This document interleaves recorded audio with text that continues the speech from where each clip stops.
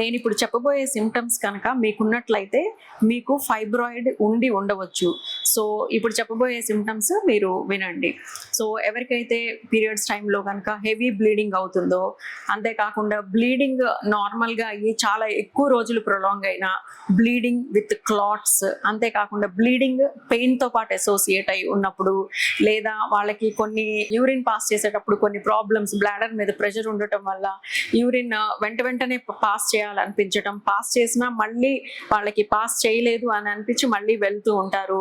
Urine pass చేసేటప్పుడు pain వస్తూ ఉంటుంది. ఇటువంటి ప్రాబ్లమ్స్, అంతేకాకుండా రెక్టమ్ మీద అంటే వెనకాల పేగుల పైన ఒత్తుకున్నప్పుడు వాళ్ళకి మోషన్ హార్డ్గా పాస్ చేయటము, తర్వాత పాస్ చేసేటప్పుడు కొద్దిగా డిఫికల్టీ రావటము, అబ్డోమెన్ లో హెవీగా అనిపించటము, పెల్విక్ పెయిన్ అన్నది ఉండటము, డైజెస్టివ్ ప్రాబ్లమ్స్, ఇండైజెషన్, తర్వాత ఫుల్నెస్ అనిపించటం, గ్యాస్ వచ్చినట్లు అనిపించటము, అంతేకాకుండా ఊరికే టయర్డ్ అయిపోవటము, నీరసంగా అయిపోతారనమాట. కొద్దిగా వర్క్ చేయగానే ఎనర్జీ లెవెల్స్ డౌన్ అయిపోతూ ఉంటాయి.